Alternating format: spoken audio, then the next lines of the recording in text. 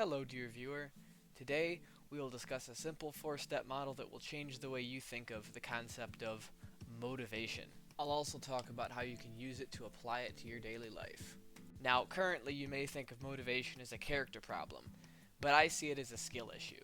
Many times, people will set out to accomplish their goals the same way they see other people accomplishing that same goal. But you can't steal other people's reasons, because if you steal other people's reasons, the reasons you're doing the goal will no longer be important. And by de facto, the goal will no longer be important. So let's make our reasons align with our goal. Let's start out with step number 1, picking an activity you enjoy.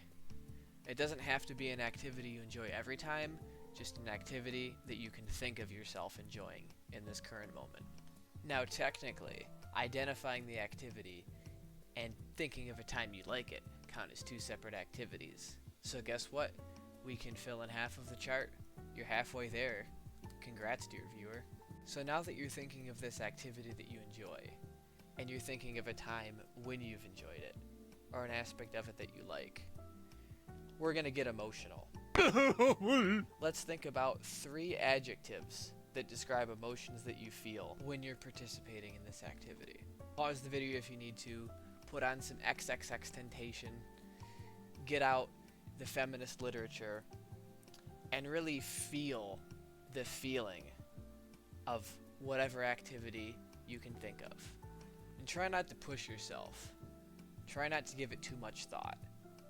Whatever the 3 words that come out first are probably the best. Congratulations, you have your 3 words. But guess what? I pulled a sneaky on you.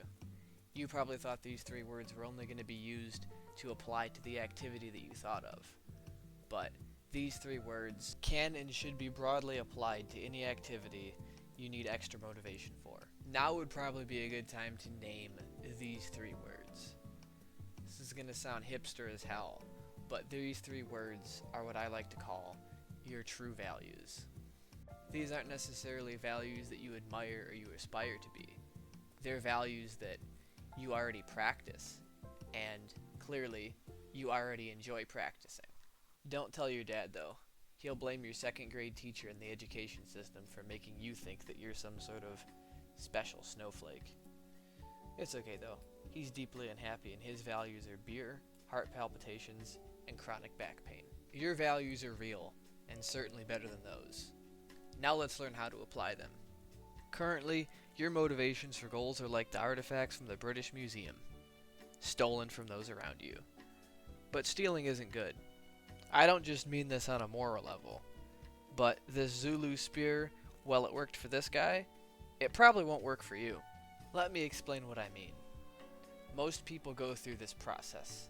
They set a goal, they copy advice, and they assume that they have motivation. Which is true, because you start out motivated. However, if you failed or if you've slipped, or if you don't feel motivated to do something, it means your motivation isn't good enough. Meaning it doesn't align with your true values. You're not getting any reinforcement from it. So if you've been patient enough to stick around for these 4 minutes, I'm about to drop some life-changing advice.